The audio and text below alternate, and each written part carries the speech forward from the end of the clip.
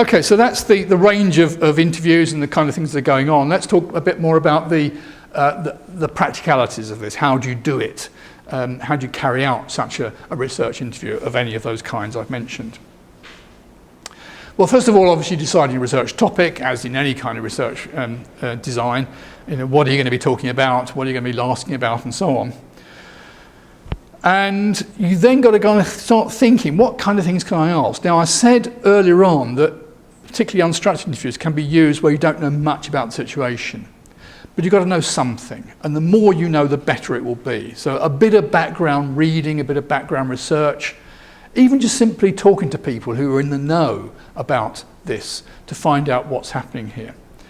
To generate puzzlement, if you like. What's problematic? What don't we know? What's interesting that I could find out about here? That's the puzzlement. What are the research puzzles? What are the research questions I can ask? And in particular, what's problematic or what's interesting or what's unusual and so on, those kind of things you want to know about the situation. And then from that, you create a list of research questions, things I want to know that are related to the research area that I'm working in. So far, this is pretty common, that most research designs start like this, in this kind of way. If you decide to use interviews then to get the information, the next step is to generate a list of issues or topics that you want to talk about. And in the unstructured form of the interview, that's all you have to do, a list of topics. There are no questions to be written. The questions, by the way, come up at higher level, the research questions. They are things that researchers understand about. You don't use those questions with the respondents. You don't use questions at all necessarily with respondents, unless you're doing a very structured approach. But the more common unstructured interview, you don't have questions, you have topics that you want to address. And I'll talk about this in just a moment. I have some examples of this, of how to do this. So you generate your list of topics, themes, subjects that you want people to talk about. Then you sort them out, put them into a logical order, you kind of put them on a piece of paper and think about them, think, is everything here that I want to be in, and so on. And you may even translate it. Some of those things might still have embedded within them certain, social science terminology about attitudes and motivations and more kind of sociological concepts like alienation and anomie and so on and so forth. All of that should be taken out. These are things you've got to say to ordinary people who are not social scientists.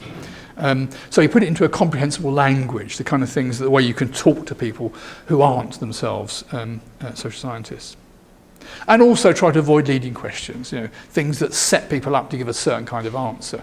So you've got to cross those out and ask the things in a different kind of way, bring the topics up in a different kind of way.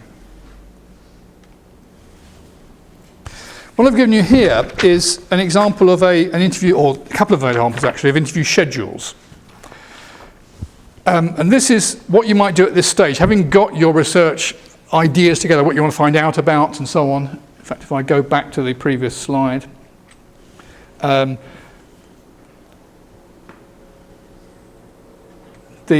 schedule guide question list. Here's an example of what you might end up with at the end of this process in an unstructured interview. So they won't end up with necessarily direct, there might be some direct questions on here, but not necessarily, it might just be topics. Ordered in some kind of way, not too long a list, and you can see the examples here, one has got 5 things on, one's got 10 things on. That's the kind of number of topics you want in an interview, not too many. And each one of them perhaps some hints as to what kind of things you want to talk about. So example number 1 is a sample interview for an unemployment and mental health study. Questions about unemployment and about mental health are key. So you can see here 10 major topics. First one, history of education and employment. That's not a question, it's a topic. So you'd have to ask them to tell you about their schooling, their education, whatever, where have they worked. You wouldn't even necessarily use the word employment. You might say, where have you worked, what work have you done, what jobs have you done, and so on. A whole different ways of putting it. No standardised way, just simply ask about it and people tell you. And then you prompt them if they don't tell you enough. Okay, so what happened before that, or why was that, how did that come about, and so on. And then the second topic would be about parents and so on. And then perhaps more detailed, topic number 3, about their last job. And notice the hints here about probing. Make sure you find out about periods of employment, details about the tasks, responsibilities, satisfaction, friendship. So a kind of shopping list of things to talk about when talking about the last job they did. Now you can see already there's a danger here that people will talk about some of those things at an earlier stage. So when you're asking about the general history of employment, they might already be telling you things there about their friendships, their satisfactions from their last job and so on. That's fine, that's okay. You can ask them to elaborate upon that at a later point, or they may have said enough. Or they haven't said anything at all, in which case you ask them about it at this stage. The important thing is that at some point they tell you about it and that they're asked about it. It doesn't matter which question it comes under.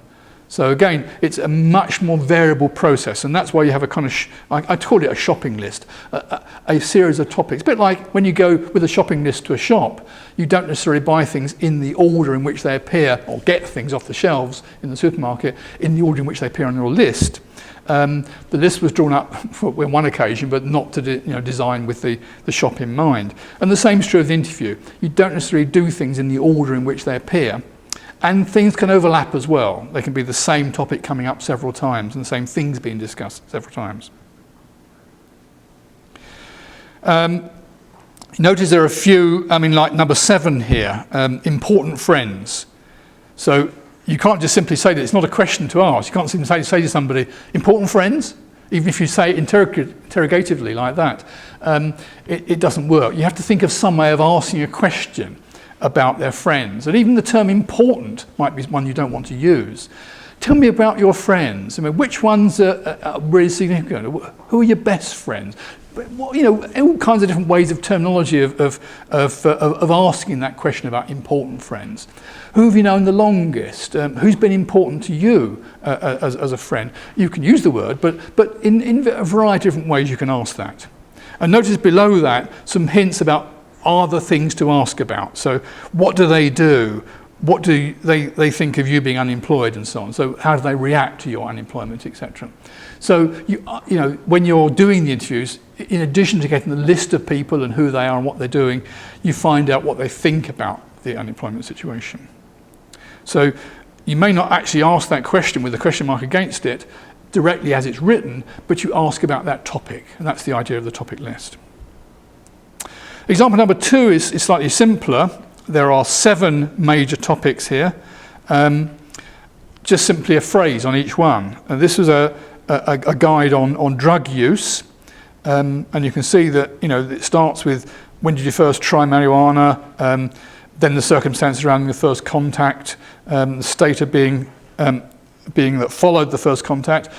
These are things that researchers would understand. They'd know what's going on here, but you wouldn't actually ask the questions even using this terminology. You wouldn't say to somebody, okay, so what is your state of being after your first contact? That wouldn't make any sense to anybody. But you might ask some other questions about, okay, so how did you feel when that happened to you? Or after you'd had your first experience of using the drug, then what kind of feelings did you have about things? How did you react to that? So those are the kind of, you'd ask it all kinds of different ways, different kind of questions, but not using the terminology here. And then notice number 5 has got a lot of extra things into it. So number 5 about conditions for curtailment or stoppage. So here's a whole set of other issues that you might bring out. So, you start by getting onto the topic. Well, why did you stop then? Why did you stop taking it? What made you stop? Why haven't you carried on? And then you've got a set of other questions that come out of this, like what was happening to you at the time you stopped, what was going on in your life, and so on, trying to get the circumstances behind the curtailment. So again, a set of issues to bring up and not particular questions to ask.